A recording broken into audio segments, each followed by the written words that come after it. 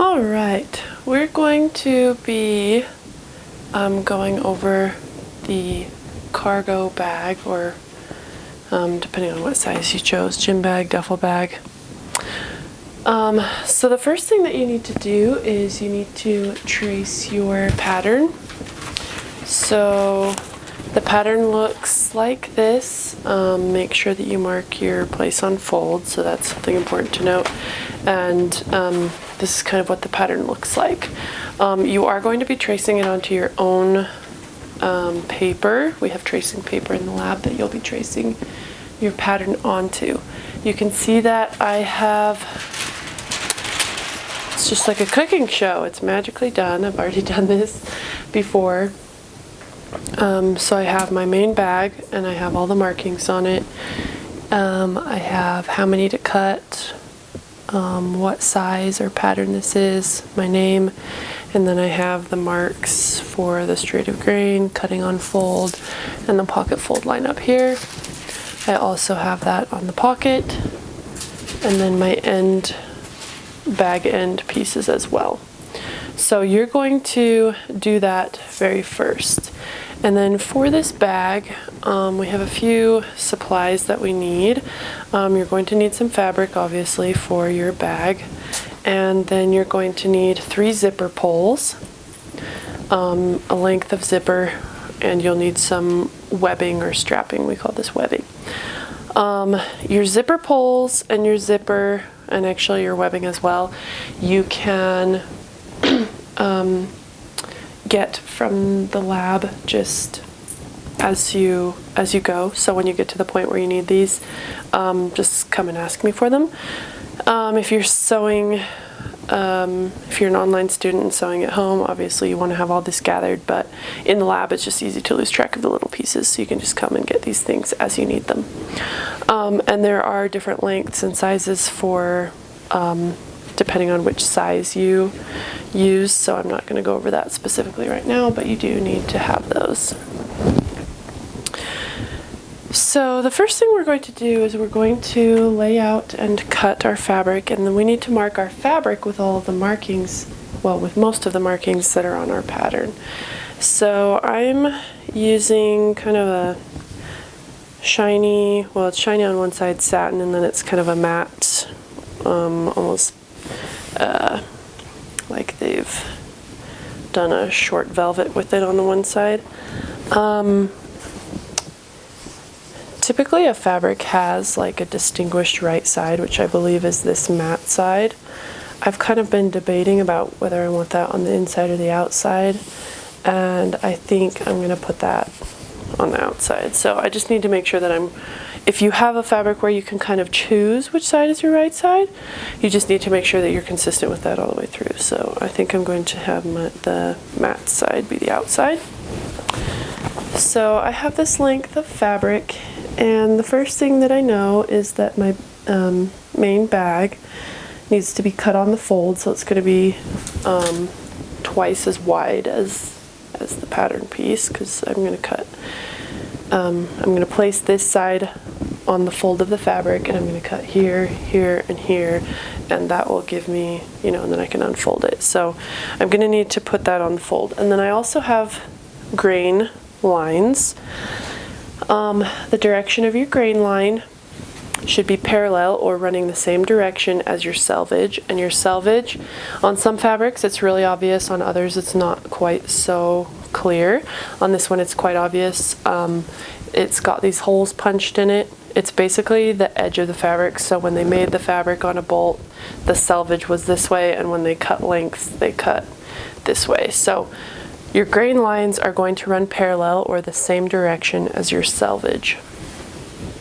And this grain line on my bag needs to run parallel to my selvage, which means I'm going to fold this first this way. Now, depending on how much fabric you bought and how wide it is, you may need to lay this out differently. But there are some tips and tricks to laying out fabric in a way that is less wasteful. and will preserve more fabric and use less. So you can just like fold your big thing in half and just kind of like cut it out of the middle, but I actually like to open up my fabric,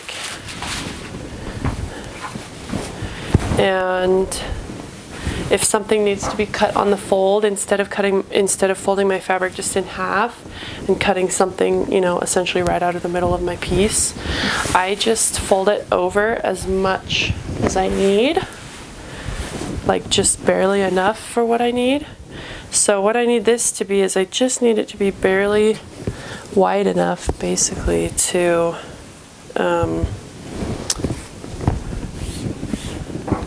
accommodate my pattern piece, and I think that's a little too wide. So you can see I've got some extra, you know, on each side, so I can make my fold a little bit smaller. So I'm going to do that. I'm going to just bring that over a little bit.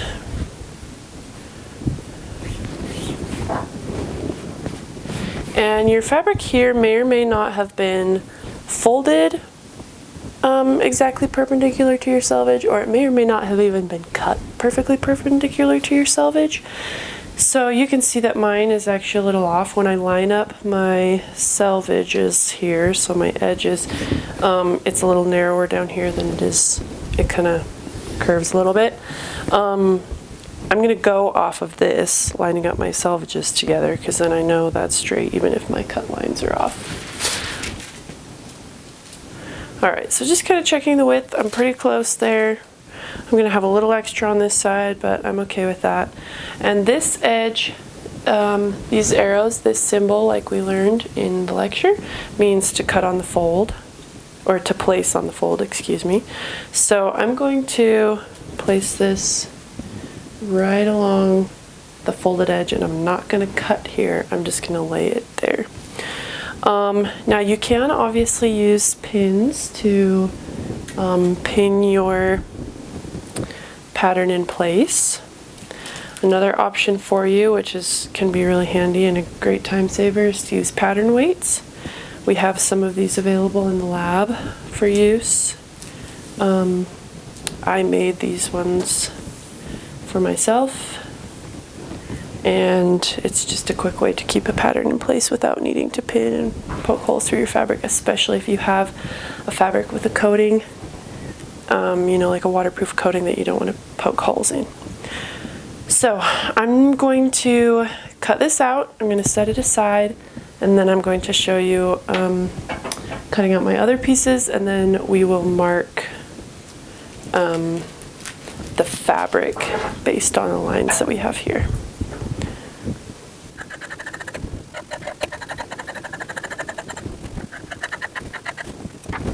So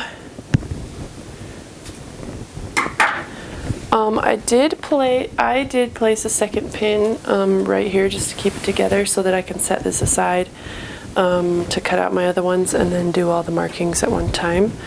You don't have to necessarily set it aside, but I'm going to. You could easily do the straight edges like this with a rotary cutter, so if that's something you want to do, feel free. For the circular pieces, you're definitely going to want to use your scissors. Alright, so these other pieces have a few different things. So the end pocket bottom is cut 1. The end pocket top is cut 1. The bag end is cut 2, so the full circle, we need 2 of these, so my fabric needs to be folded over so I can get 2. And then my pocket is cut 1. So I'm going to do the cut 2 first, and then I will lay out the rest of my fabric for this bag. So, not sure if that's wide enough. Yes, it is. Pull this up just a little bit. Alright. So I have this bunched up so all my fabric doesn't slip off the side of my table, because this is the size that it is. So I'm going to lay this, my straight of grain, I have it the opposite way that it needs to go. So make sure that you're double checking, because this currently is exactly perpendicular to that and I need it to be parallel. So I'm going to rotate this so that my straight of grain is parallel with my selvage. And I'm going to use some pattern weights here. Make sure that doesn't move. And I'm going to cut out around this circle.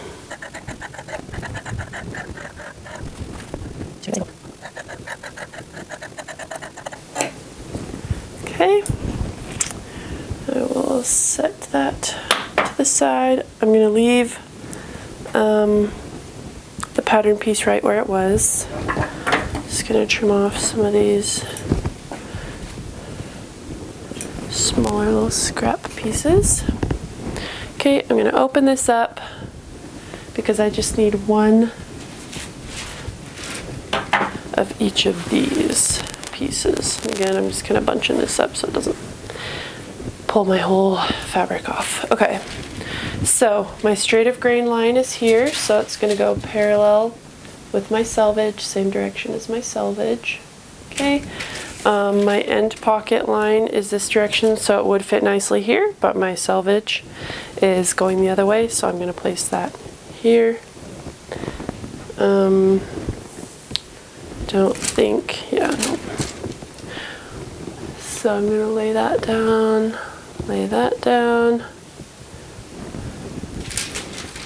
and lay this down.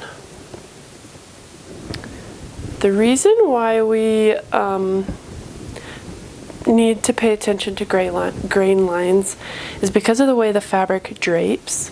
On the bias, there's a degree of stretch, so if you have this like sideways, your pocket is going to stretch differently than if you have it along the grain line. With clothing, I would say it's even more important because you'll get wonky seam lines and things will not hang straight on the body if you cut them out of grain or off grain. So I'm going to plop my pattern weights on this one first.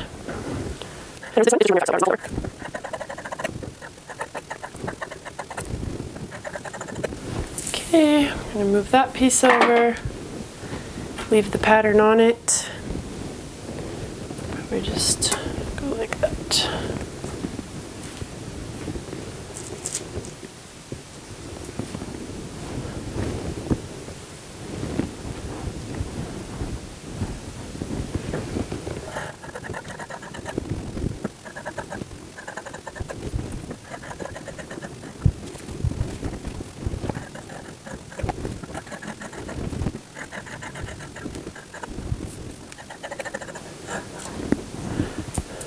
All right, I've got everything cut out.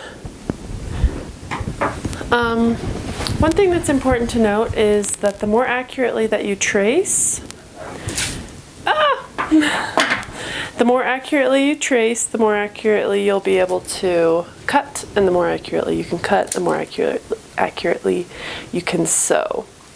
I know it's tempting in the prep stages, which is like getting your pattern ready and stuff, that it's tempting to just kind of speed through it so you can get to the fun part of sewing.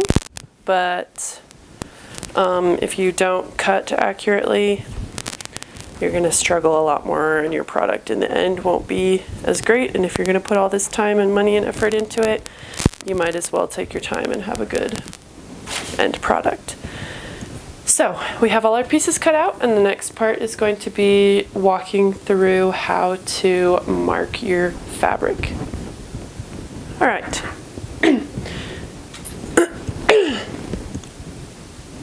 Excuse me. All right, so our next step is going to be marking the fabric with some of the lines that we need. So on our circles, we have these 4 areas that are clip points.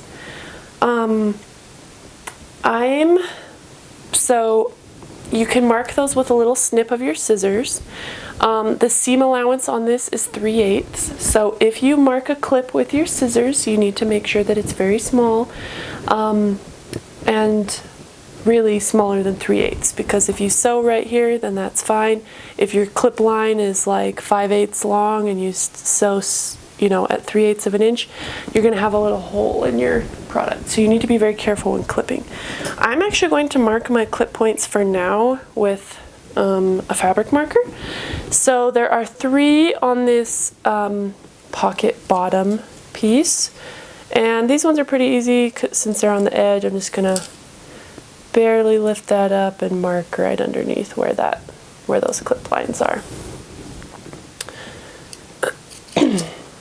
Oops. There we go. Just right there. So that one's done. We don't need to mark the grain lines because we know that they've already been cut true to the grain, so that's the only marking that we need on there. On the top, there's just one clip line. I'm just going to lift my fabric, mark that. And again, we don't have to mark the grain line because we know it's already been cut on the grain.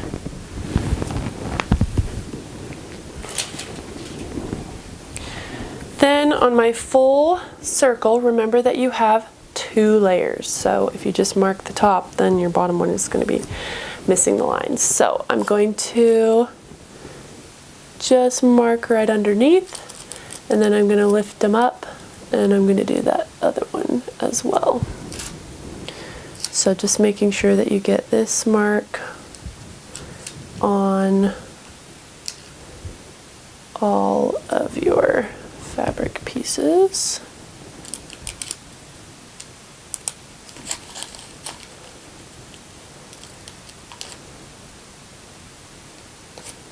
Okay, there's that one.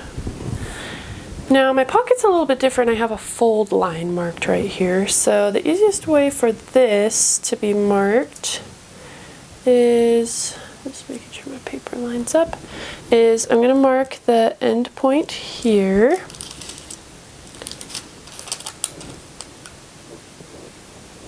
And I'm going to mark the end point here.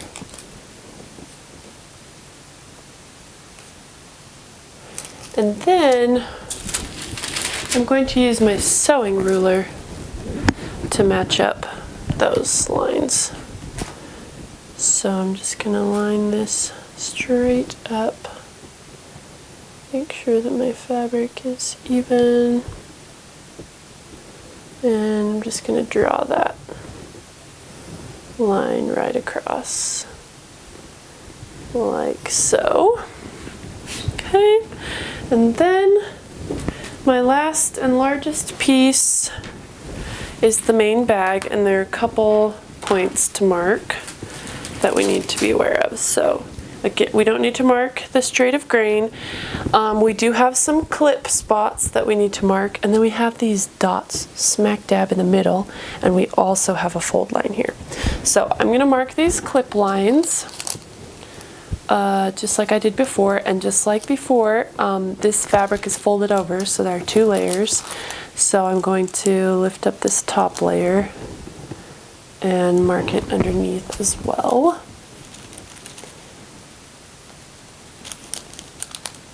It is important that you're accurate on this, because this is how you'll line up your circle end to your straight edge. And that's probably the most difficult part of this project, is sewing the circle ends. And so being accurate with your marking will definitely help you with that. So I've done that. I'm going to mark the fold line. So I'm kind of going to do the same thing. I'm going to mark it on this, and then I'm actually going to flip this so I can see it on the same side. And I'm going to mark it right here. And then when I've finished with these, I'll mark that as well. So depending on what kind of fabric you have, you may want to employ different methods. So one method could be just to have your finger like right there. You fold this down, and I know where my dot has to go that way. To get through to the other side, I find that it can be helpful to stick a pin straight through, like so. And then it's coming out on this side right where I need it. If I pull it out, it's actually going to leave a little dot there. I'm going to mark it anyway. But that's one way that you can get it on both sides of this fabric. Excuse me. And I'm going to do the same thing over here. So if I just fold this back, I'm going to mark a dot right there. Then I'm going to stick my pin through.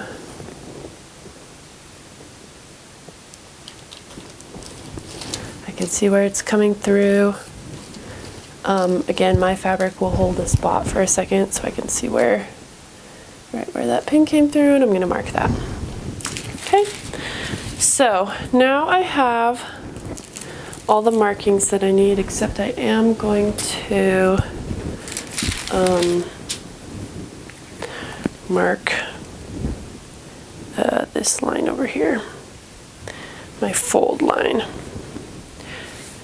So one thing that's important is that I can see my dots through onto the right side. For the clip lines, it doesn't matter at all. For the little dots, that's going to show you where your straps go, and your straps go on the outside. So you do want to be able to see that. I knew with this fabric and having stuck the pin through that I can see right through it, so that's easy. My fold line, I can also see my marks, so I'm just going to do that on this side. And I'm going to mark my fold line across here as well.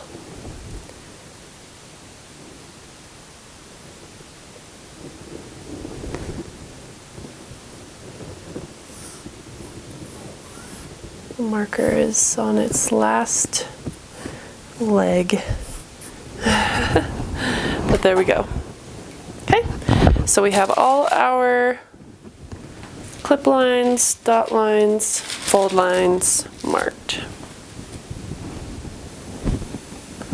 All right, to begin construction of our bag, we're going to need a length of zipper, which we're going to be sewing to our main bag ends. Depending on what size you're making, you'll need a different length of zipper. So if you're making the duffel bag, you need 20 inches. If you're making the gym bag, you need 15. And if you're doing the travel bag, you need 11.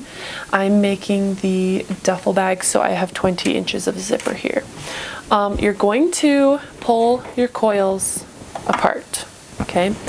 If you have a zipper that came, like if you bought a zipper that came with like an end, a zipper stop in place, you're gonna have to cut that off or find a new zipper or use ours. So I have my zipper in two separate pieces. When zippers are together, there's one side that's obviously the wrong side that's totally flat, and then there's the right side, which is the side where the coils are protruding out. So that's the same on my separated zipper. Obviously the back is where you can't really see the coils, you can just see the edge right there and it's flat. The front or right side of my zipper is the side where I can see the coils. So what I'm going to do is I'm going to take my fabric right side up, so I'm looking at the right side of my fabric. I'm going to put the right side of my zipper face down. Okay, so my coils, the bulk of my coils are touching the fabric, and the free edge of my zipper is aligning with the raw edge of my fabric. So I'm just going to pin or clip this in place really fast. And you're going to do this identically to both edges of your bag. So I'm just going to clip this, and I'm actually going to clip the other end at the same time so that I can just get to sewing and sew both of them without having to pause to clip the other end in between. So I've done this side. So again, the raw edge of my fabric is aligned with the free edge of my zipper tape. Okay, my coils are down here and they're facing down. Now I'm gonna rotate my fabric, and it's still right side up. Okay, still right side up. Zipper goes the same way. Right side of the zipper, so zipper coils down, free edge of the tape aligning with the raw edge of my fabric.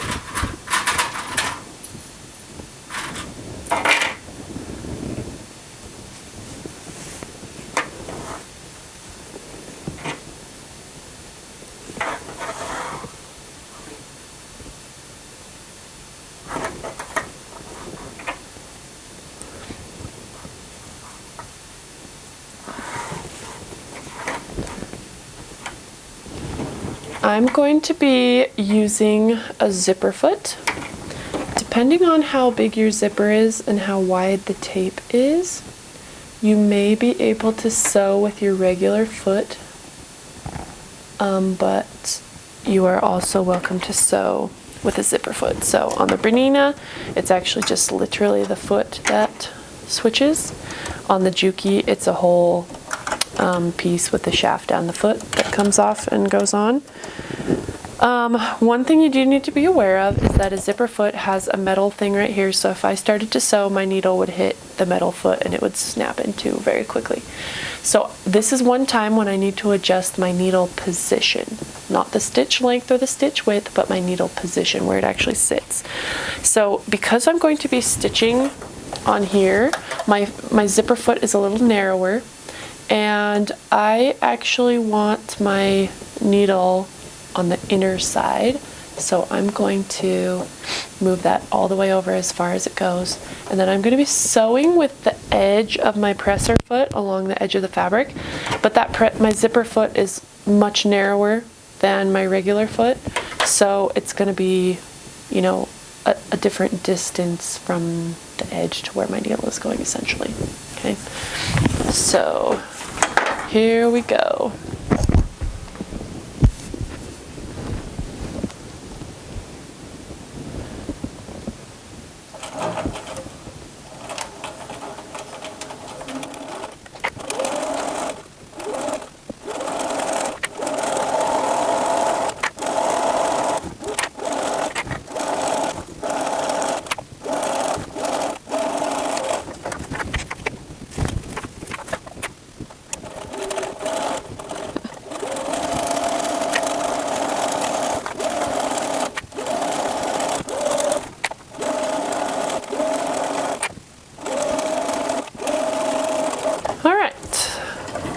So I've done that for both the ends of my bag. My next step is going to be creating the zipper flap that basically functions as a cover over my zipper. So I have my fold line marked here, and I'm going to fold my zipper with wrong sides together. So this is the wrong side of my fabric. I'm going to fold it so that the wrong sides are touching, and I'm going to make sure that I'm nice and straight along this line, and I'm going to clip it or pin it, either way, right along here.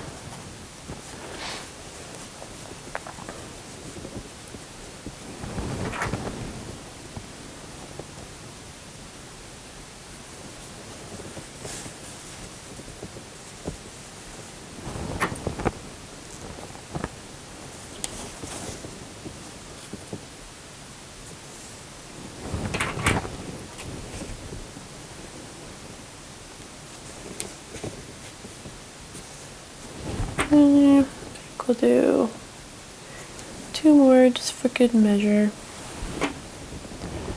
Alright, now we're going to do 2 stitching lines along this, well, in conjunction with this fold. So we're going to do a nice little top stitch to keep this neat, okay? But then we're also going to stitch right where we did for this one, we're just attaching this zipper now through to this side. So when you stitch this stitching line is going to be visible on this on the right side of the fabric, so you want to make sure that that's nice and neat. Okay, so again, we're going to do a top stitch right along here close to the edge, and then you're going to do a stitching line right on top of your original stitching. For my top stitch, I've got my regular foot back on, and I'm going to make sure to center my needle so it's right where I want it, and I'm going to do this top stitch first, and then I'm going to put my zipper foot back on, and we're going to stitch right on top of our previous line of stitching.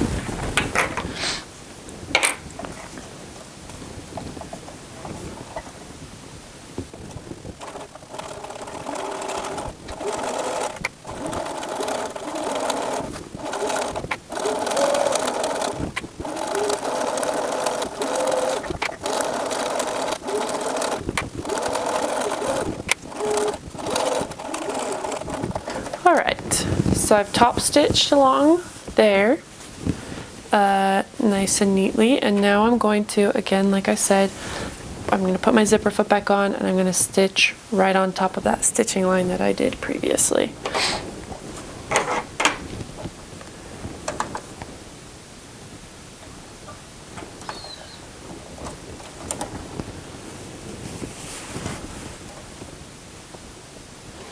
So because of the side that my zipper stitching is on, I'm going to move my needle to the inside, to the right actually now, and that will put it right.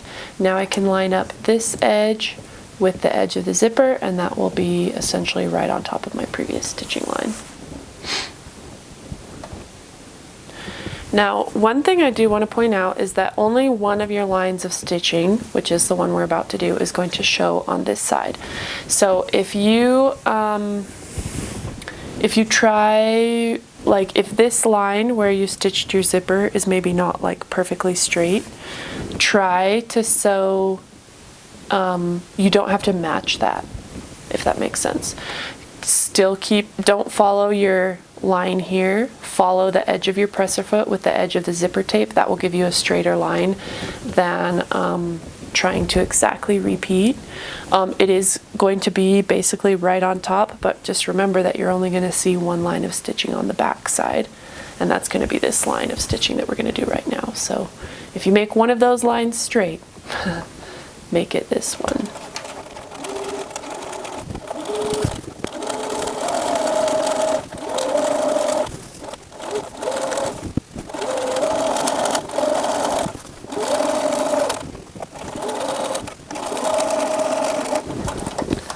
Alright, so you might have noticed me kind of employing an interesting technique where it looked like I was kind of like pulling from the back end and the front end.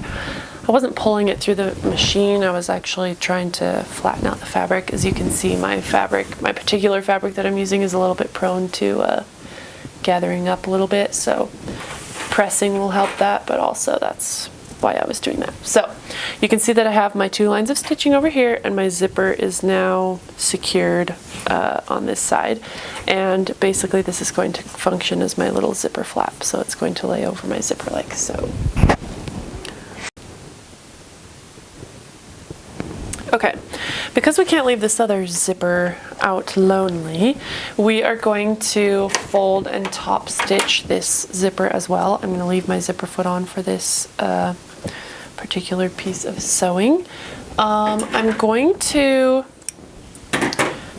I'm going to flip my zipper so that I'm looking at the coils. Okay, so I'm looking at the right side of my fabric. My zipper is face down. I'm going to flip it up, and I'm going to top stitch near this edge. Okay. Some fabrics it would be super helpful to just press that flat. My fabric is not particularly iron friendly, so I'm just gonna make sure that I'm keeping that fold all the way down with my fingers as I go. You don't want it flipping back up here. We're not making two flaps, so you want your fold to come down nice against the stitch line that you've already created, and your top stitch is just going to go right along there. Okay, so I don't want this bubbling or flipping up over and leaving a gap here. I want that nice and snug down, tight against my stitches underneath. So I still have my zipper foot on so that I can maneuver around, but that's actually going to create some tricky space for me. So I think I actually might, just for seam allowance sake, I'm going to look at what this looks like with my regular foot. See if I can fit it in there. It is pretty wide zipper tape, so we'll see. Yeah, I think that's going to be my best bet.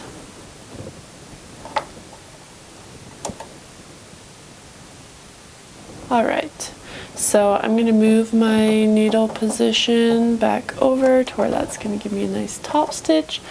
I'm going to keep my foot flush with the edge of my zipper coils. I just adjusted it because I'm going to be able to get a better top stitch this way. It may be better to use a zipper foot in some situations. It just kind of depends on how wide your zipper coil is, and mine happens to be, or your zipper tape happens to be, and mine happens to be wide enough for me to do this sort of trick here.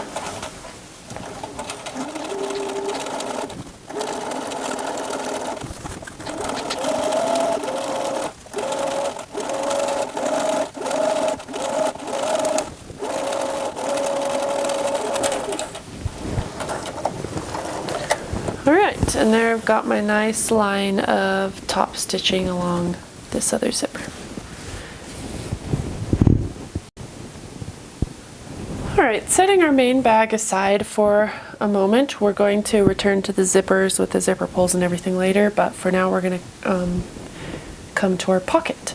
So what we're going to do is, to avoid having any exposed raw edges, we're going to fold our fabric in to the wrong side. Okay, so I've flipped it over, so I'm looking at the wrong side of my fabric, and I'm going to fold all corners, or all edges, excuse me, in by 3/8 of an inch. Okay, so this is a time when your seam gauge would come in handy. I have my little sewing ruler here, so that's what I'm going to use.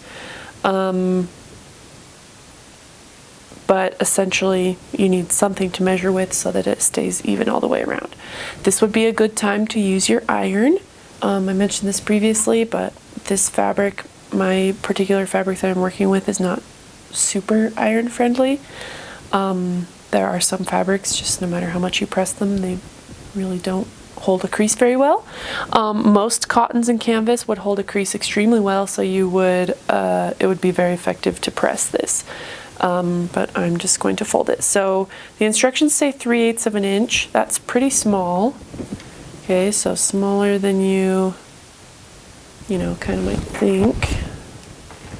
And I'm just going to clip mine in place there. 3/8 of an inch, and this is all the way around, including the edge where you have your fold line marked. You're going to kind of ignore that line for just a moment while we're doing this on every edge.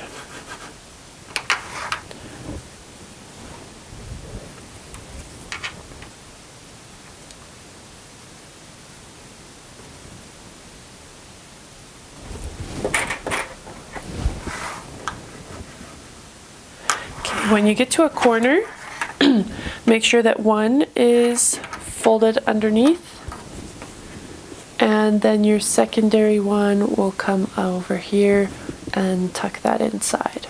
Okay.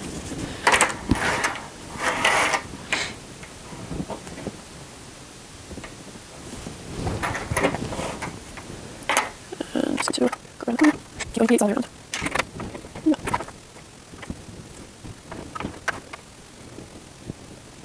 Corner.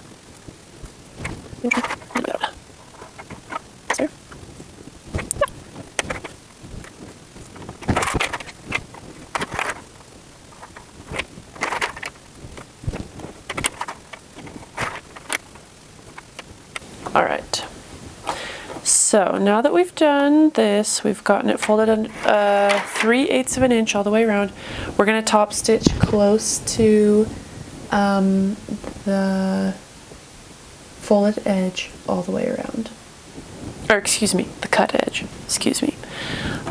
We want to secure this edge down, so if we did a top stitch up here, we would kind of have a long flap. So we're going to stitch close to the cut edge. So I'm going to start not on a corner because that can be kind of tricky. And I'm going to stitch close to the cut edge, which means that I'm going to keep it, I'm going to keep that cut edge on the inside prong of my presser foot. It's different on a Juki, which you're probably sewing on, so just know that you're stitching near the cut or raw edge.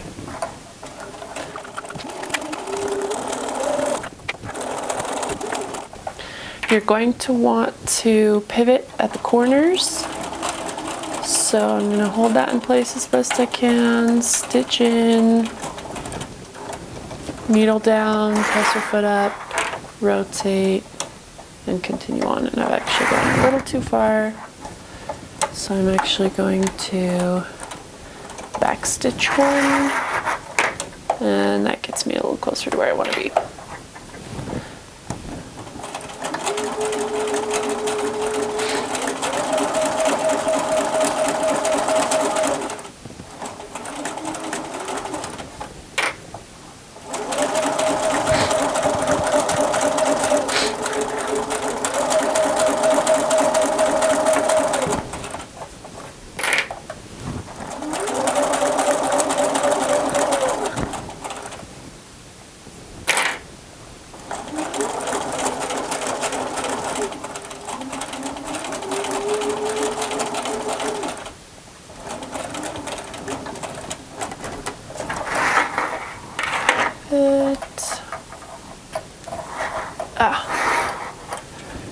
This fabric, there we go. My fabric is it's very tightly woven, so it's a little tricky.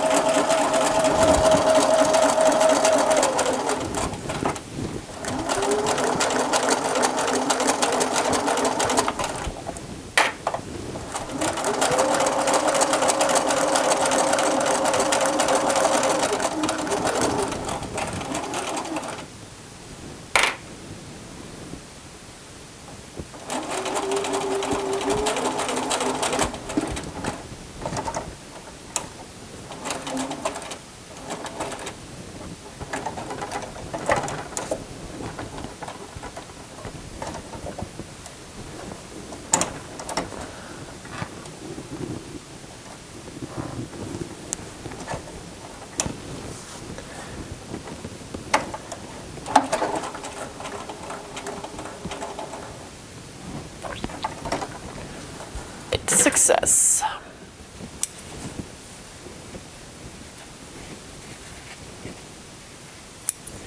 So I've got my pocket all stitched around. stitched around all the edges. However, you can see that I still have my fold line. So I'm actually going to fold on that fold line again, which means that I'm doing a double fold on just the top. So I'm going to fold along that line and I'm going to stitch the top down. Okay, so we've stitched all the way around our pocket, and then I've folded it on this fold line that we marked, and I'm going to stitch across this again. I'm going to go right on top of the previous line of stitches that I had.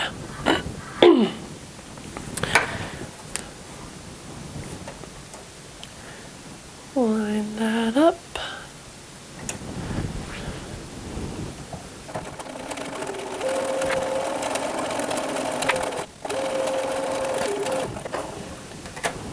All right. So I have my pocket stitched all the way around the four sides. My top edge is double folded.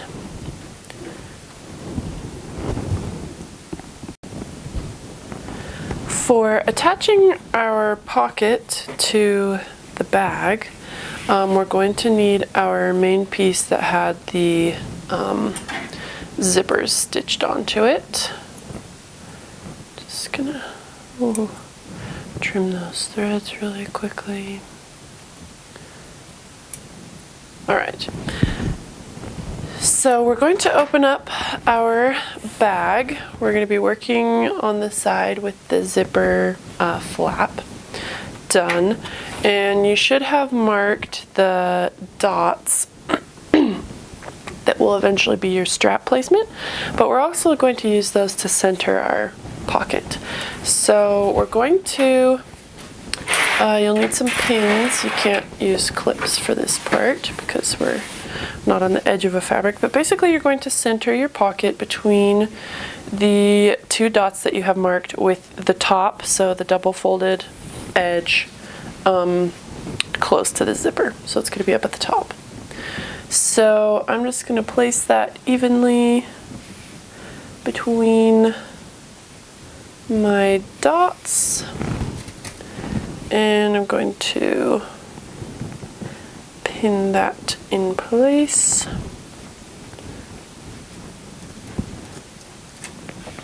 I've mentioned this before, but my fabric that I'm working with is extremely tightly woven, so it's tricky for the sewing needle and my pins to go through it. Okay, and then I'm going to make sure that that is smooth and laying straight and flat, and I'm going to pin that down here as well.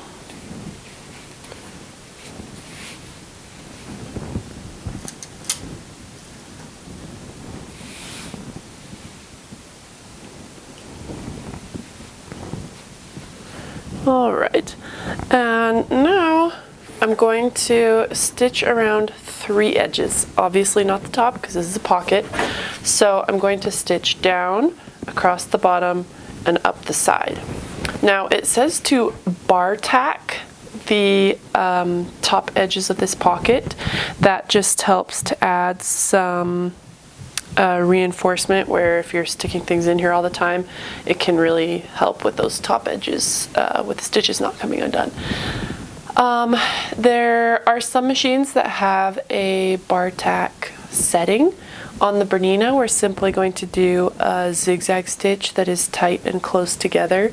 So you're going to shorten up your stitch length a little bit so those stitches are nice and close, and then continue on. So I'm going to start right here at the beginning, and I'm going to set my bar tack settings that I want to remember for when I get to the other side and want to do that. So I'm going to press number 2, which is going to change it to a zigzag stitch. So I've got a stitch width here, and then I'm just going to shorten my stitch length a little bit so that those stitches are nice and close together. And I just want to make a mental note of where I have that so that when I go to do my settings for the other edge, it's going to be the same. So I'm just going to start that.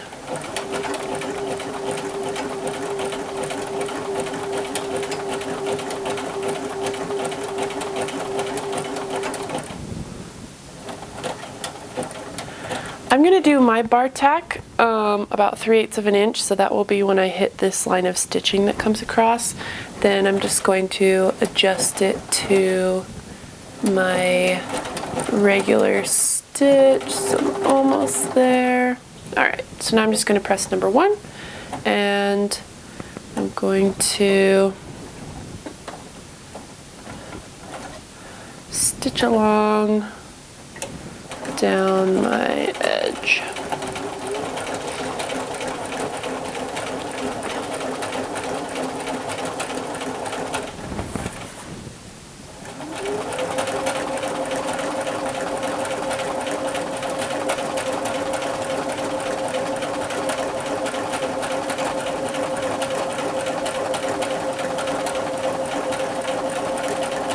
Okay, I'm going to do a little pivot, rotate, and stitch across the bottom.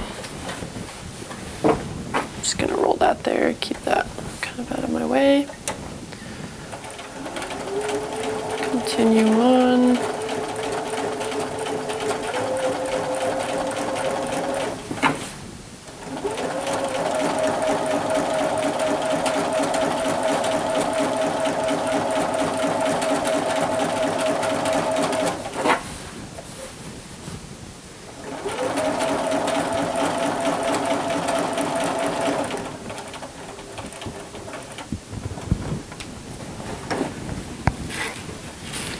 Pivot.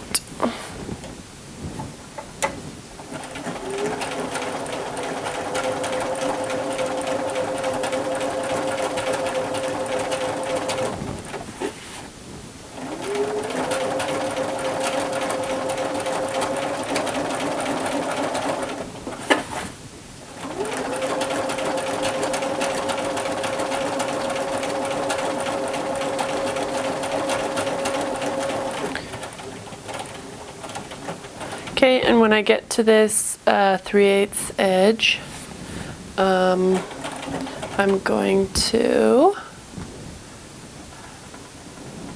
do that last one.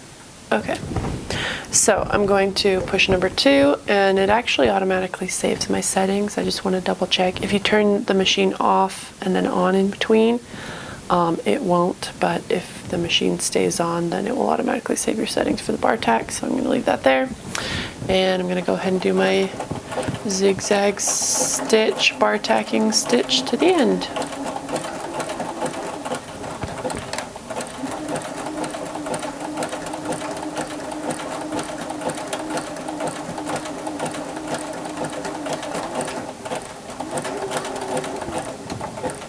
Alrighty.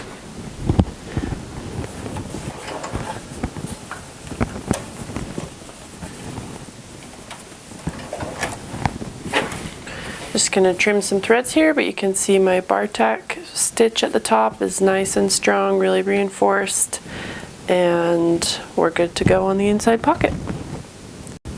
Okay, we're going to be working with our webbing now, and if you're in the USU Sewing Lab, we have a heat cutter, a heat knife that is really hot, and it will cut the webbing, and it will automatically melt the edges.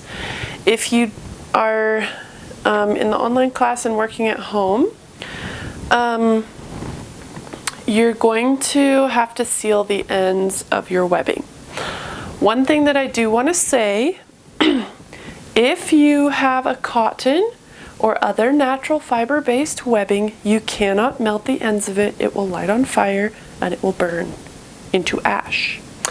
If you have a polyester or other plastic-based or man-made fiber, you will be able to use a lighter or the heat knife to melt the ends of your webbing to make sure that they don't fray.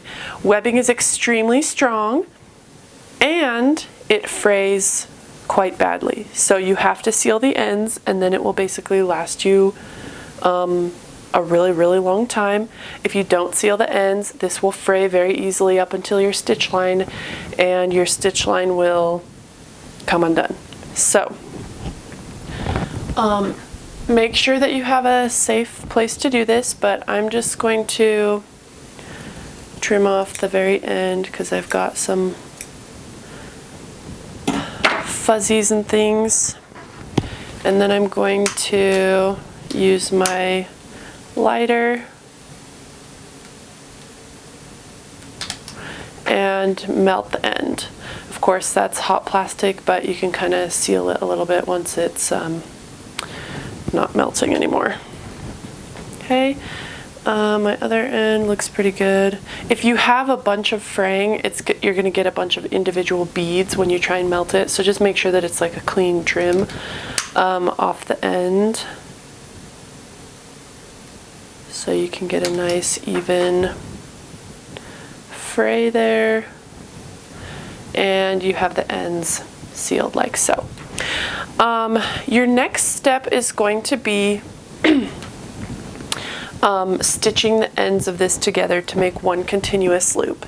That's pretty self-explanatory, except for you are going to overlap the ends and stitch across. So you're not going to put them like right sides together. That's too much bulk, so you're just going to lay them one on top of the other.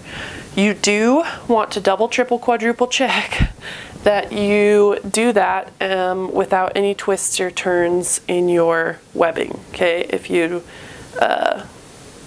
do it like this, excuse me, I did it right on purpose when I was trying to do it wrong. Okay, if you do it like this and you have a twist, you're going to have a huge headache on your hands. Okay, so you're going to make sure, and you're going to double check yourself that when you stitch these on top, it makes one continuous band without any twists in it. So I'm going to go over and stitch this across and then show you how to lay it on your bag. All right, so I have my webbing. It's been stitched into one continuous loop. I did a nice tight zigzag stitch to keep that really secure. In case it didn't dawn on you before, I'm using white thread so that you can easily see it on the tutorial. Depending on the look you're going for, you can choose to use contrasting thread, or which I might recommend, that you use thread that's the same color as whatever you're sewing on. So anyway, just a tip there. So we're going to be laying our webbing on our bag, and this is where our marking dots come in, and then also we need to find the center point. Now we're going to find the center off of this because it's already marked. So we're just going to fold this exactly in half and mark this other halfway point with a pin. And those are going to go on the bottom mark that you drew. Those are going to be centered right on there. And you're going to align these with your dots. I'm going to do a pin across this way.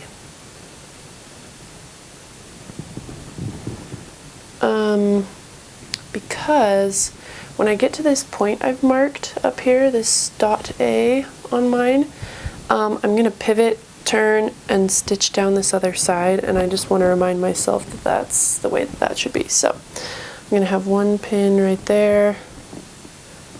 I'm going to put one in the middle here. And okay, this way.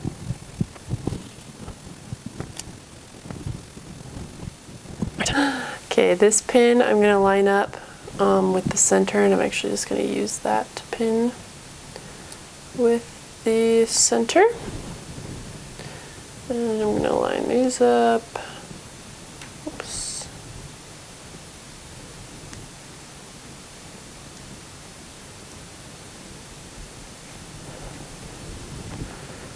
and stick this pin just barely beyond that pivot mark that I'm going to make.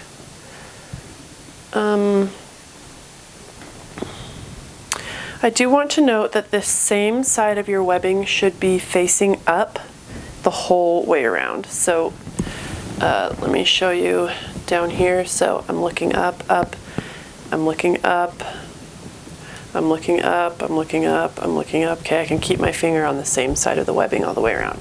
What you don't want is for that to be flipped and then you have a wonky handle. Okay, so if I bring these kind of to a point, that's how it should look. Okay, so I can see the same side of the webbing up all the way around on both sides.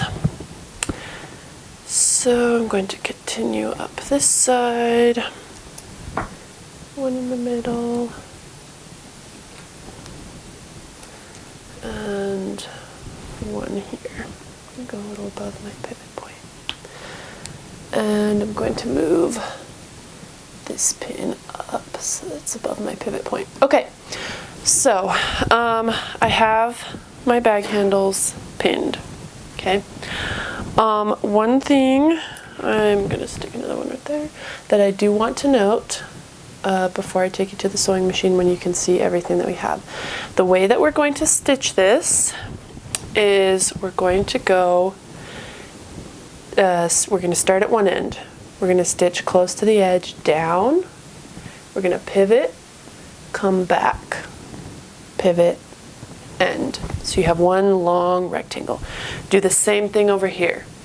Then on each end, because there's a decent amount of pressure that will be put on the end of your bag, that's where you're holding it from, you know, when it's around and you're holding it from the loops, there's going to be a decent amount of pressure here. So you're going to come back here and you're either going to do a Z, so a Z formation, or you can do an X formation. You've done an X on your lanyard, so that might be something you could do again, or again you can do a Z formation. Either way, we're going to do a reinforcement stitch on each of these four corners. So hopefully that makes sense, and I'll take you to the sewing machine where it's a little more cramped and I can't quite show you while it's all laid out. Alright, so here we are at the sewing machine. Just like I mentioned before, I'm going to stitch a rectangle and a rectangle, and then I'm going to reinforce all four of my ends. This is going to be an edge stitch. So on the Bernina, which you're probably sewing on a Juki, so this might be a little bit different, but on the Bernina, I'm going to go ahead and keep the edge of my webbing along the inside edge of my presser foot prong. I'm just taking that out and getting a good look at where I'm starting. One thing that can be tricky is keeping your webbing and fabric aligned so that you don't have your fabric bunching underneath. That can be a little bit tricky, but one of the challenges of what we're doing. All right, here we go.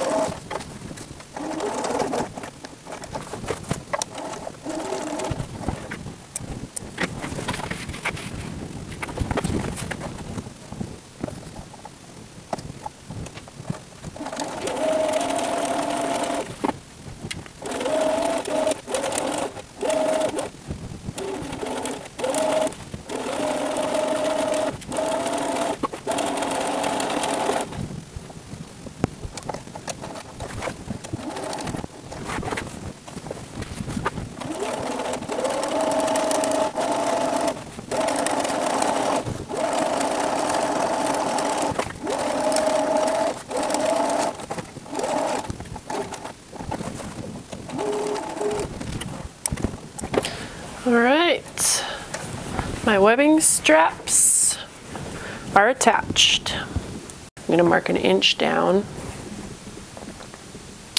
And I'm just going to stick a pin in right there. And that's just going to let me know my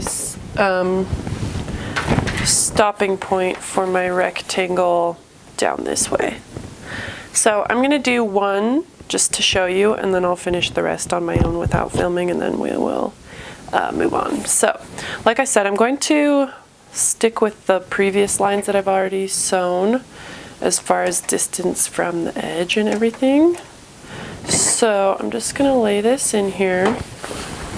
I'm going to start with an additional stitch across, because again, this is for reinforcement. This is for a strong stitch.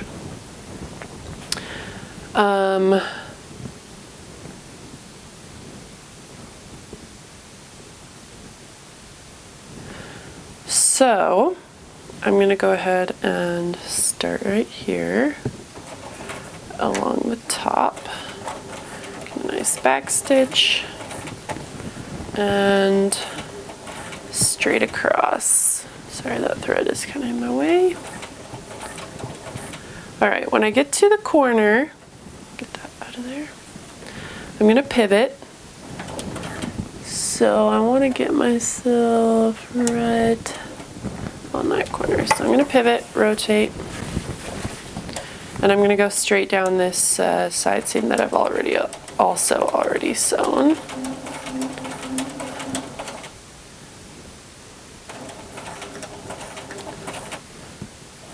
And I'm just going to go right to where that needle was, or that pin, excuse me. And I'm going to pivot up to this corner where I originally started. I should have trimmed that pesky thread earlier. Sorry. Okay, so I'm going to make my way diagonally across up to this corner.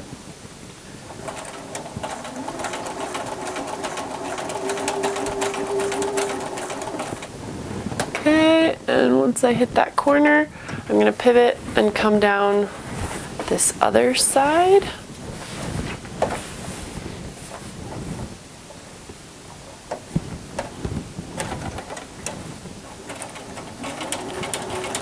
Again, right on top of this line of stitching that I've already done.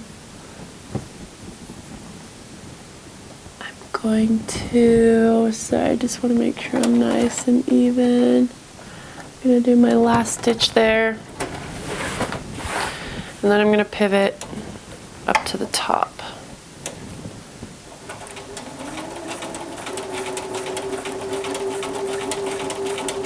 There we go. Right in my corner. And then actually what I'm going to do, because again this top is going to have a lot of stress, I'm going to rotate, pivot I should say, pivot, and put that foot down, and I'm going to stitch back to where I started, and that's going to be it. I'm going to be done after that. Okay, so I'm going to stitch. Okay, so I'm going to trim this off.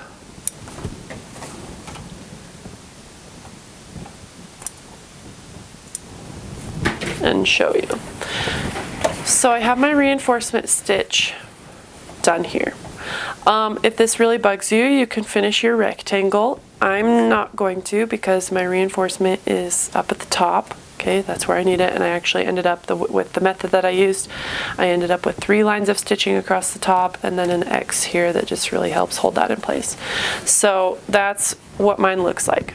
You're more than welcome, like I said, to do a Z formation. You're more than welcome to do an X. If you want to go over that like 6 times because you're really paranoid and you want it to be super strong, go for it. The point of it is that you have some kind of reinforcement here for the extra stress that's going to be put on the end of your strap. So I'm going to go ahead and finish those off camera, and then we'll jump back into the rest of the instructions. Okay, so our next step is going to be a stay stitching line down this edge, and you're going to start just below the zipper flap. So you're not going to include the zipper flap in this, you're starting just off the zipper tape here. Do not, again, include the zipper flap. You're going to start right below the zipper tape. And a stay stitching line is going to be just a line of stitching through one layer of fabric that's going to keep everything in place, and it's also going to guard you from clipping too far. So the instructions say a scant 3/8. A scant 3/8 is going to be just inside the 3/8 line, because when you stitch, when you clip, you're going to clip to the stitching line. And then when you sew it to the circle, you're going to do a stitch line that's 3/8 in, and you don't want this line of stitching to show. So I'm just going to trim off my zipper here really fast, and then just inside the 3/8 line. So I can find my line on my stitch plate, and I'm going to keep my fabric just inside. So that's what a scant, just barely inside, that means. So I'm going to put my presser foot down here. And it's just a straight line of stitches, regular stitch length and everything. Again, I'm not including the zipper flap. I'm just going to stitch right down each side of the bag.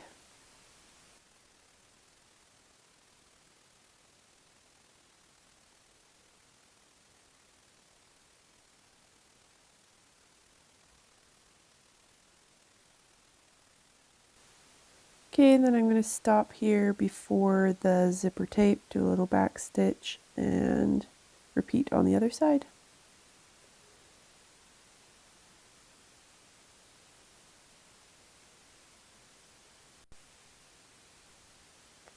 Okay, so here we are. We've got both our stay stitching lines down each side, and the next step is going to be to clip the edges of this with our scissors. I'm just going to trim a thread here really fast. So when we're clipping the sides of our fabric, this is to help it fit the circle. We're going to have to attach this straight edge to our circle ends, and in order to help us with that, we're going to clip into this edge with our scissors. So we're going to cut at a perpendicular angle, okay, perpendicular to our stitch line, to, but not through, our stitches.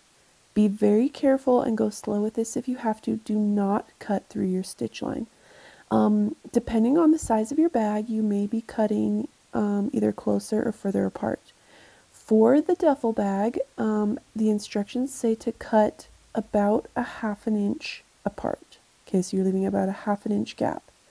If you are doing one of the smaller bags, you might have gaps as small as a 1/4 inch in between your clips, but you are clipping quite close together all the way down this length of stitching to, but not through, your stitch line.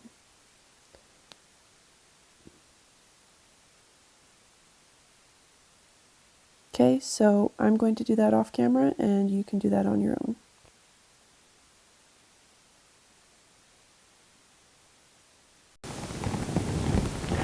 Alright, so I have both my edges clipped at roughly a 1/2 inch because I'm doing the largest bag all the way down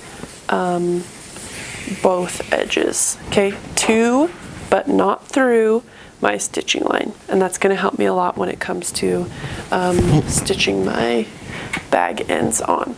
For now, we're actually going to do the zipper application, so we're going to put our zipper pulls on our edges right here. So I'm going to adjust the camera angle a little bit so you can see what I'm doing to get the zipper pulls on your main bag. Alright, so I have my zipper pulls here. I'm going to actually use 2 for this because along the length of our bag we're going to put 2 that will zip either direction and meet in the middle.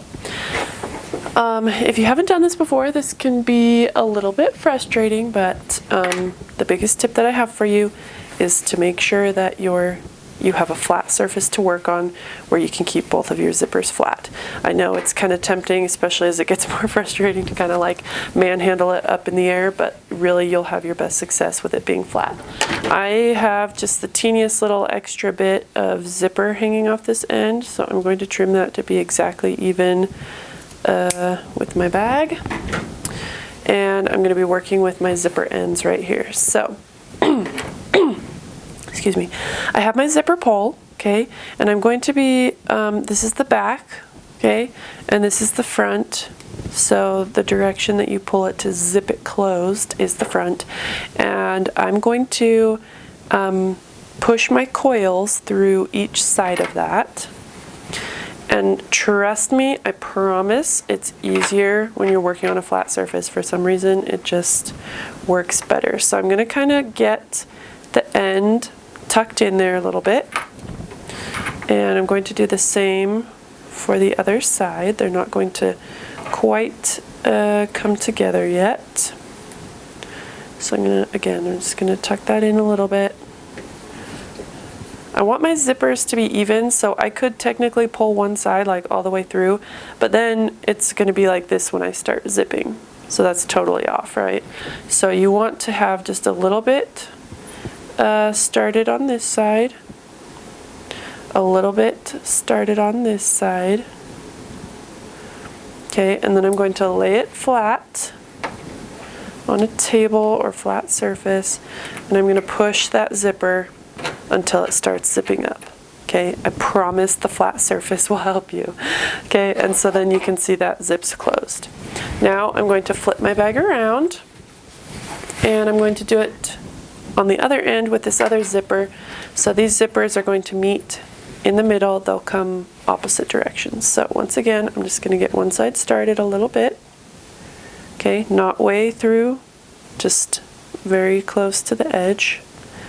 Right here on the end. And then my other end, I'm going to, stick through as well. I've actually gotten my first end a little too far. Other side through as well.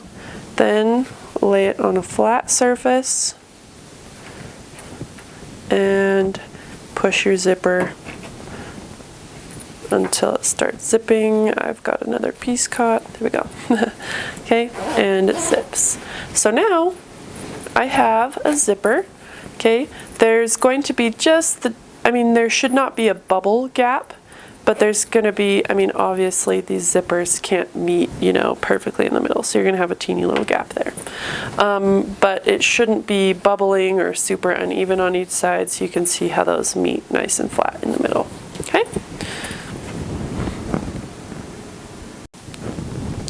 All right, with my zipper applied, I'm going to make sure that my zipper flap is laid down flat, and I'm going to stitch right across here, and that means going over my zipper.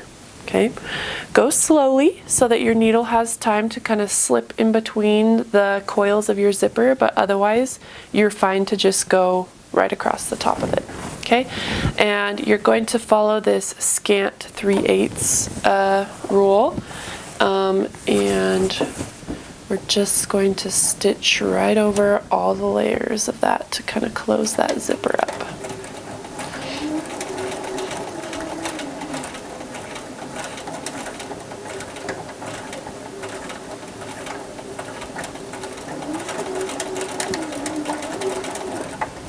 Okay, and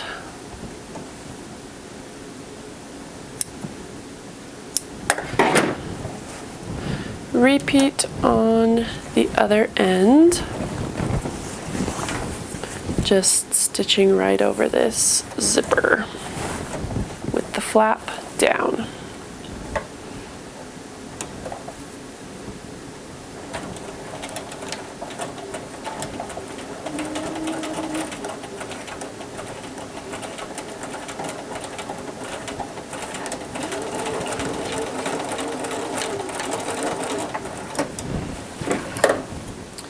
All right.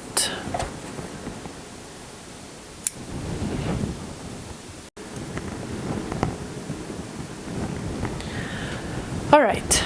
We're going to be working with the zipper, with our other zipper that's going to go on the bag end.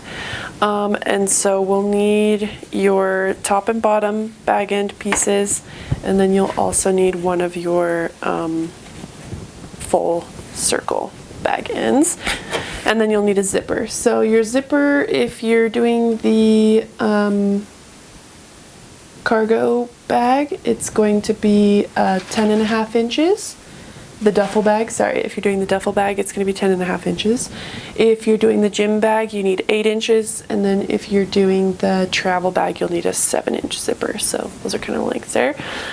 Just like we did before, we're going to pull our zippers apart, okay? And we'll be working with these two separate pieces first. So we're going to start with the larger piece, which is the bottom. And again, we're going to stitch this zipper on kind of like we did before. So we're going to use the zipper, we're going to put it right side down, okay? So the zipper coils, they're kind of protruding off the top, that side goes down. The zipper tape lines up with my raw edge. And I'm just gonna clip that in place and stitch. And actually, I'm going to pin my other one as well, since we're going to do a very similar, going to do something very similar. So with my top, making sure that I'm looking at the right side of my top half. I'm also going to do the same thing. So my zipper going right side down, so coils down, tape up by the raw edge.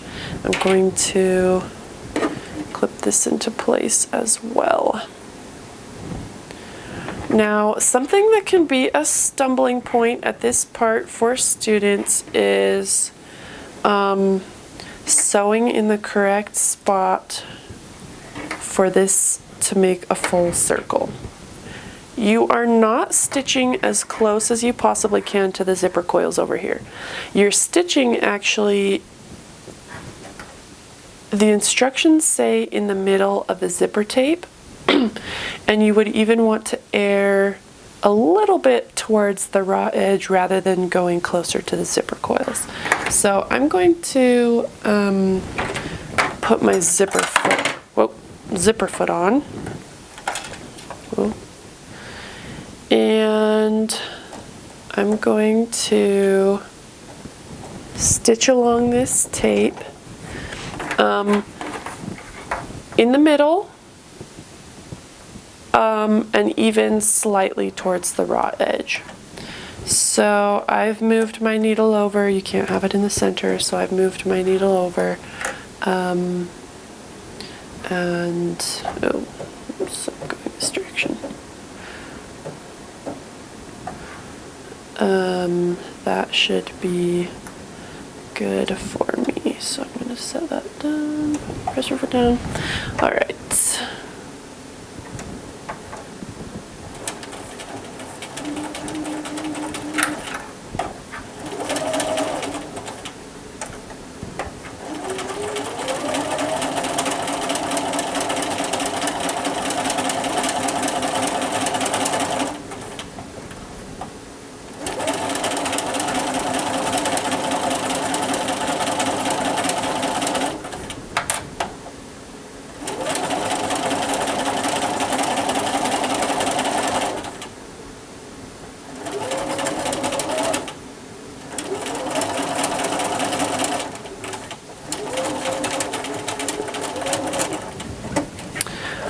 So I've gone down essentially the middle of my zipper tape. You can see I've erred slightly towards this raw edge, but not, not right on it like a top stitch, but not quite in the center either. So I'm going to do that down this other side as well. Line that up.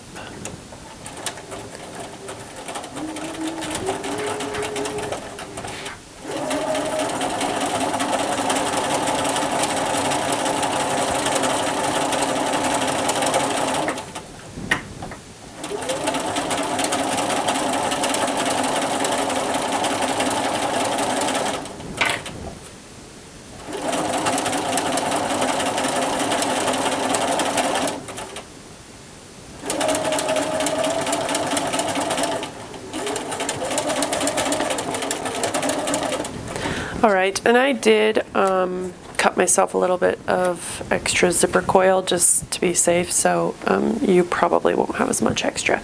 But what we're going to do the same thing that we kind of did on the bag, where we're going to fold this zipper back up. So I'm looking at the right side of my fabric. I'm going to fold this. I'm going to keep it nice and tight along my stitches, and I'm going to do a top stitch along there. So I'm just going to adjust my needle and get my regular foot back on here, and we're going to top stitch right along this folded edge.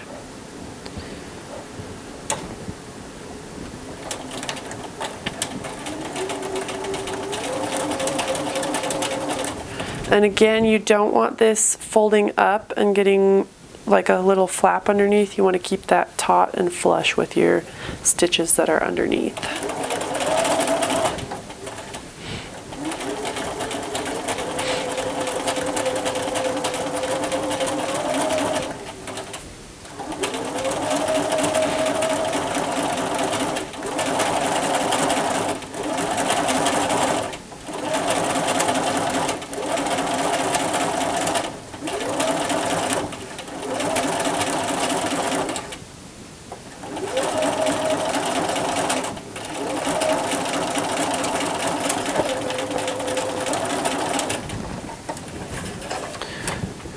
All right, and because I have a little bit of extra zipper, I'm actually going to trim it like so.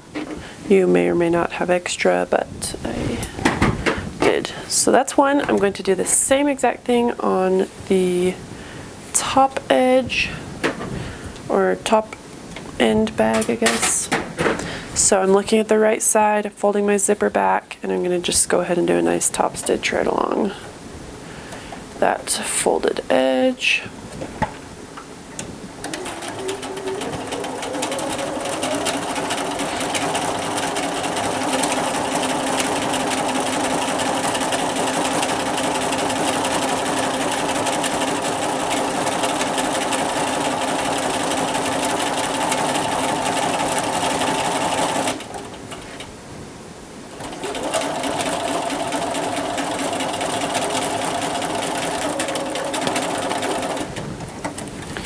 Okay, and I'm going to go ahead and trim that just like on the other one. All right, so now I'm going to attach my zipper pull to these two pieces. We're only going to use one on here, so on your bag ends you had multiples. This is just a teeny bit uneven, I'm just noticing. So I'm just going to lay this on top of my main piece and see how this is going to work.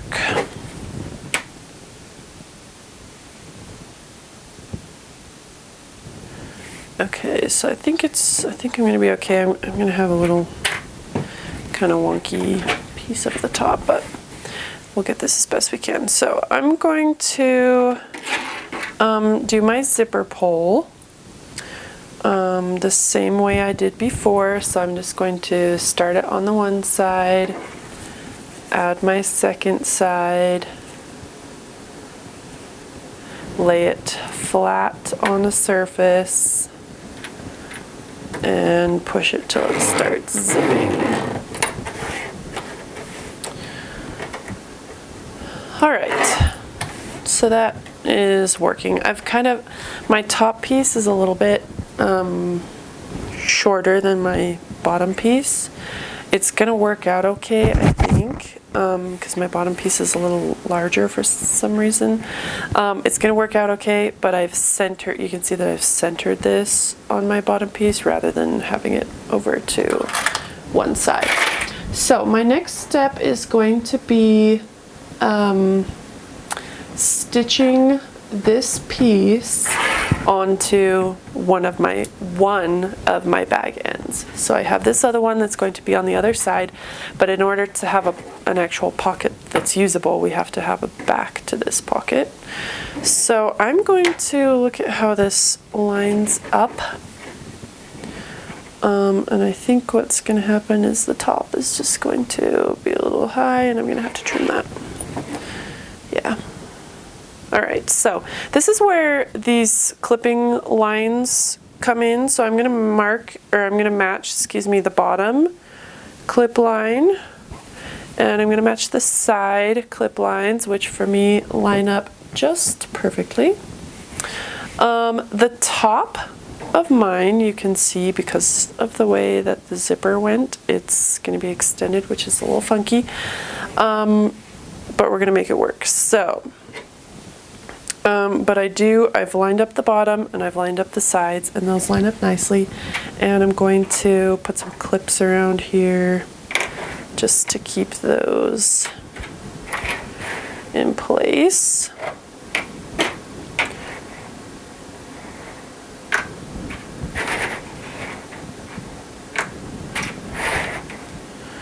And you're going to be stitching around these circles, just basically attaching them to themselves. Again, this is right side up, right side up. So it's one of the very few times in your sewing career when you're going to put a wrong side touching the right side. And whoopsies. And one thing you want to be aware of is that you have a gap here because we can't zip this all the way closed, or our zipper would be all the way off. So one thing that you need to be aware of is that when you're stitching this to the under circle is not to leave a gap there, like kind of naturally looks like wants to happen. You're going to stitch this with those zipper teeth as close as you can possibly get them. Okay, so I'm going to pin that, or clip that, I guess, just like so. And I've got a little, like I said, I have a little excess on my top. So you can see that my top layer is actually extending past my bottom layer. And if I stitch this just how it is, and I'm looking at the top and I stitch a 3/8 seam, I'm not going to catch this underneath layer. So what I'm going to do, rather than trimming it first, because it's hard to know how everything will adjust while you're sewing, I'm going to sew looking at this bottom side actually, so that I can keep my 3/8 seam from the main circle. Okay, so this is the circle, that's the right size. I'm going to keep a 3/8 seam along here, and then I'm going to trim it after I've sewn. So I'm going to go ahead and start stitching around this circle. I'm going to start over on, I think I'm going to start over here so that I can get those zippers nice and close together from the very beginning without them shifting while I'm sewing the rest of it. So I'm going to start just right before those. And this is going to be a 3/8 seam. Okay, excuse me, it's not a 3/8 seam, it's a 1/4 inch seam, because when you stitch the bag ends to the bag, it's going to be a 3/8 seam, and you don't want to see this stitch line. So you're sewing at a 1/4 of an inch, which is about the edge of your presser foot.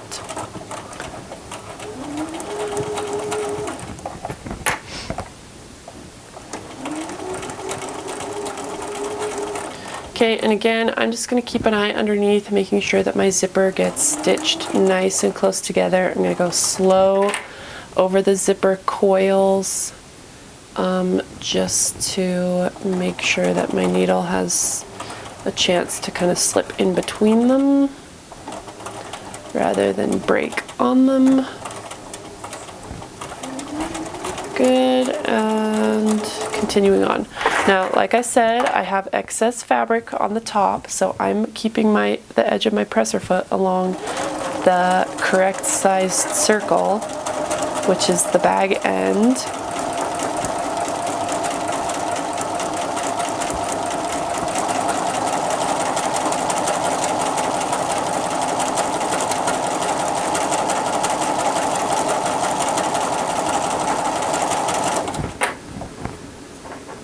This end of my zipper is already close together because that's the end that I put my zipper pull on.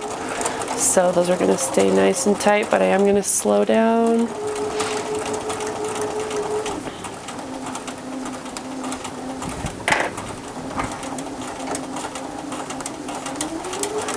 And then continue on.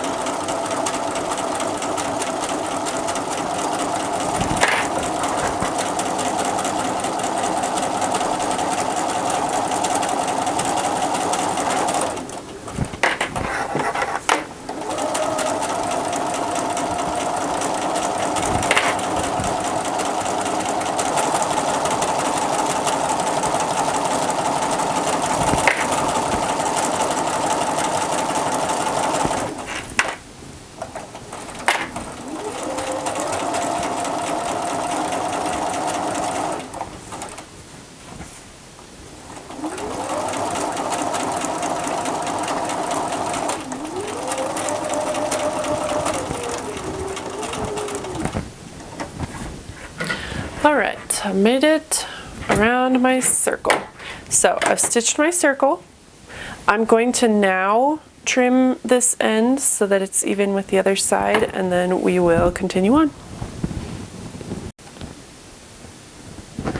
All right, we're in the home stretch. We're going to work on sewing our bag ends onto the bag. So we are going to turn the main bag inside out, but before we do that, we're just going to open our zipper slightly so that we can have an easy way to turn this back right side out once we have both the bag ends on.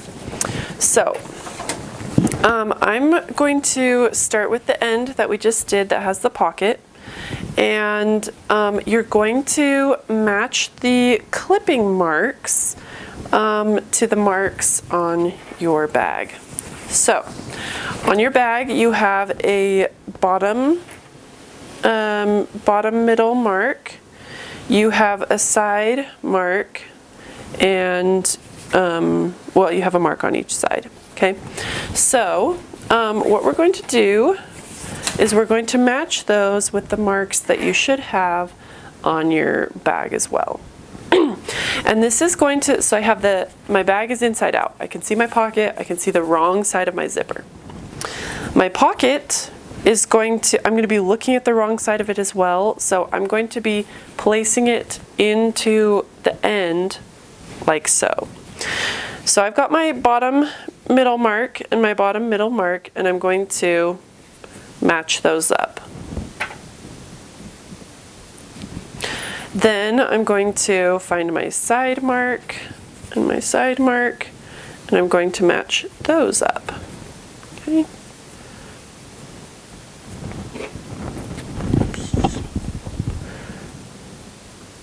And then I'm going to go to my other side, find my side mark, match those.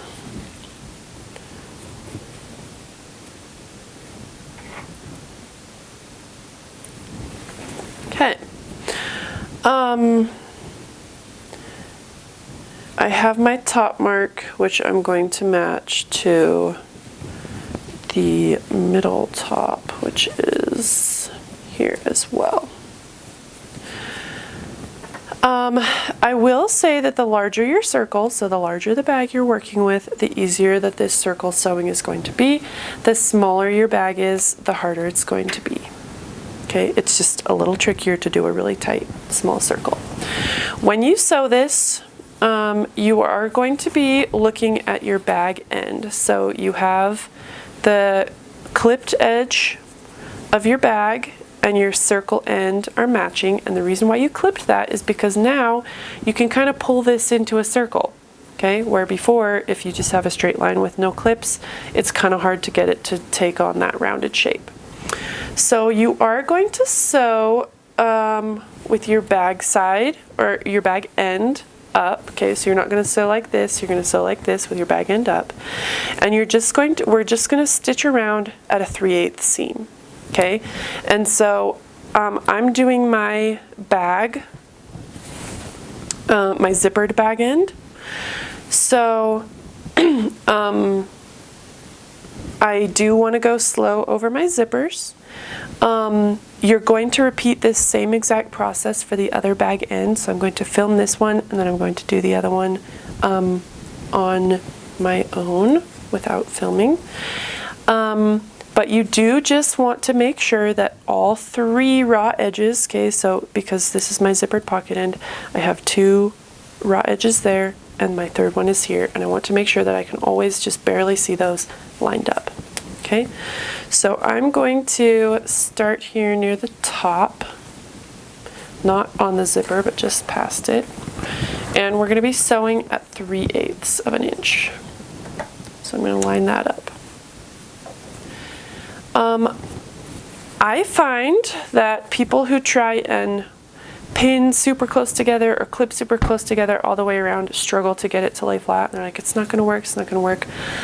If you have your 4 points matched and pinned or clipped, you're going to be able to do it without having a million pins in each side. Okay. You also want to make sure that you're aware of tucks. You don't want another piece of your fabric coming up and getting caught, so making sure that it's smooth underneath all the time. And you're just kind of manipulating these clips to match this curved circle.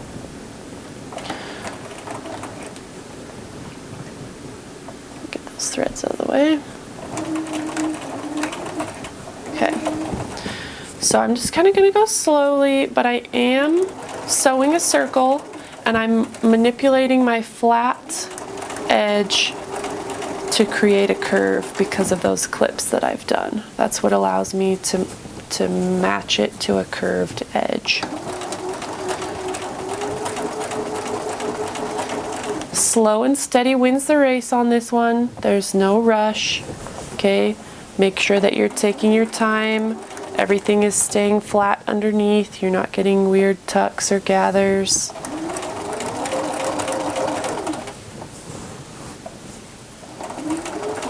Slow over the zippers. Give your needle a chance to move itself around the zipper coils.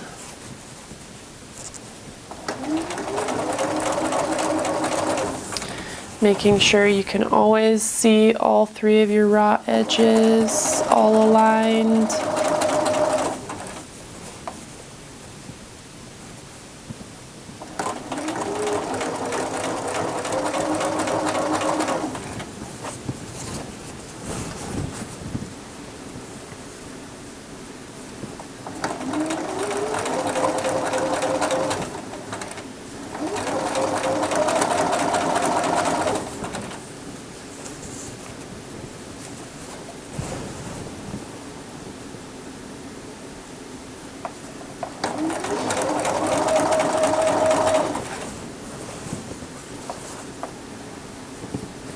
Okay, again, just go slow and even.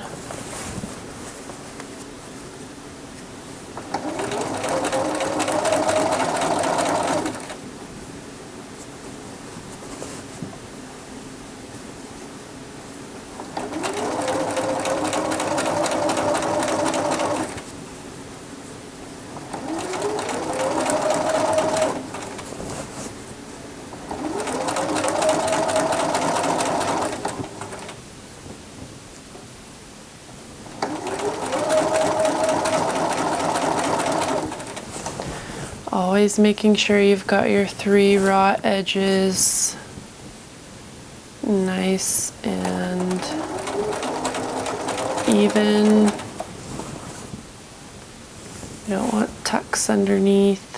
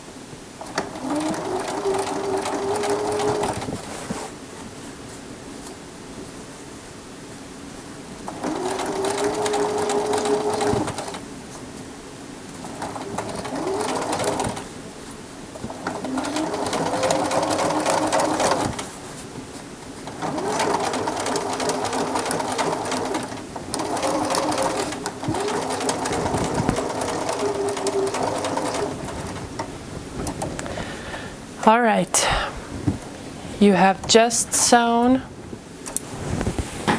a straight edge to a circle. Okay?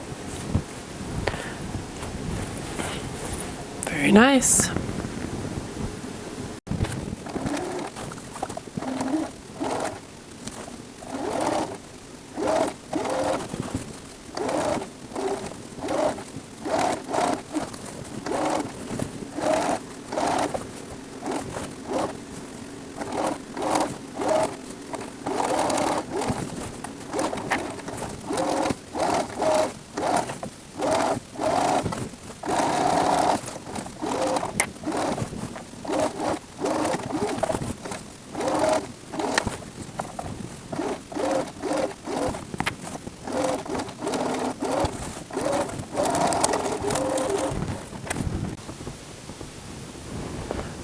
All right, you've got two options for finishing the ends of your bag. One option is to serge around the edge. That's the option I'm going to show you, but you also have the option of using a double fold bias tape, which we have, or you can provide for yourself. And you would just place that around the raw edges. You'd fold it over the raw edges and stitch around again. So either way is up to you, but you do need to have some kind of finishing technique applied on the ends of your bag, just because most of you are working with a canvas material that will fray, and even if you have some kind of a nylon, it's going to fray a lot too. So we're going to finish the ends of the bag. Hopefully you've remembered to leave a gap in the top of your bag so that we can turn this right side out when we finish that, and we will be just about finished. I'm going to kind of go as slow as I can on the serging over the zippers. You don't want your knife cutting through the zipper, so I'm just going to keep the edge of my fabric right on the edge here where it's not going to interfere with the knife. It's not going to like kill your knife, but it's probably not going to be great for it, so we'll just leave that a little bit to the side.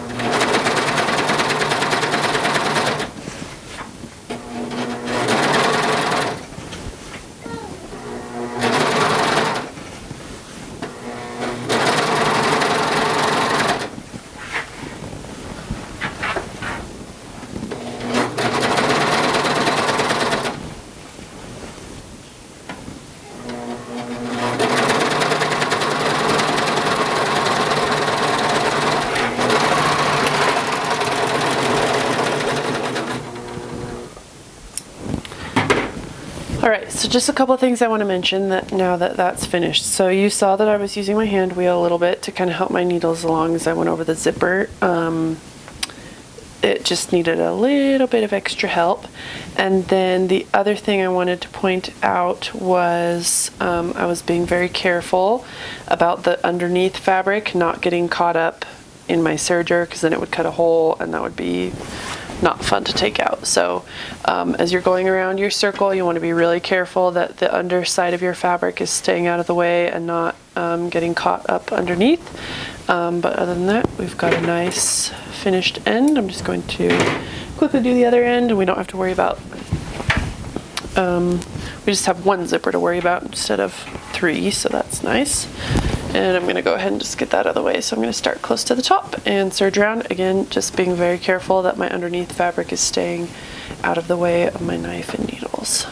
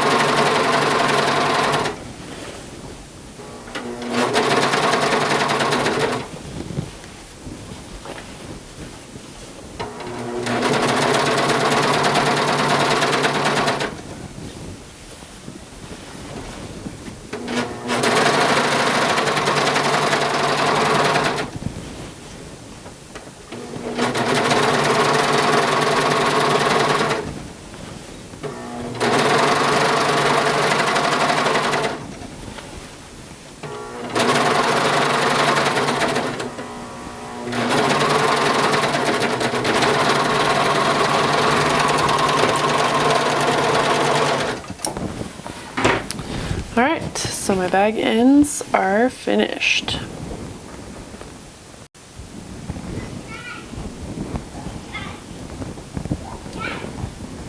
Alright, so here we have our completed bag. So this is obviously inside out. My bag ends are finished, either with serging or bias tape, if that's your choice. Here at the top, I've left a gap in my zipper so that we can flip it right side out, and then we've got our pocket over here as well. So I'm just going to grab this and turn it right side out, and you've got your completed bag. So the top should have your double zipper, so these can meet in the middle. You could shift them all the way over to the side and just use it one direction all the time. It doesn't matter, it's up to you. The option is there. You have your straps that go all the way around the bag. So they, kind of reinforce, add some structure to the bottom, but then they also serve their purpose as straps, obviously. And those are coming off the top, and then you have your bag ends, one with a pocket and a zipper that closes here. Sorry, I should have brushed it off. Okay, so you've got your opening top stitched here and here, and your opposite bag end, which is just a plain circle here, and you are all finished. There is one last option which I would consider seriously if you have a wider webbing. This is just 1 inch wide, so it's not a huge deal, but if you have 1.5 or even 2 inch webbing, you do have the option of creating kind of a carrying handle up here. So you would do a 6 inch, you would find the center from your points there, and you would do 6 inches total, so 3 inches from each of your center point this way, and you could stitch that into kind of a handle. Now, like I said, with the 1 inch webbing, it's really kind of more work than it's worth. It doesn't really help, and actually I think folding it in half and making it 1/2 inch is actually too small. But if you have 1.5 inch or 2 inch webbing, that would be a good consideration for you to create kind of that carrying handle. So just 6 inches here, 6 inches here, and you would just stitch down that and kind of create like a more distinct carrying handle. But other than that, your bag is done. Congratulations, you have finished.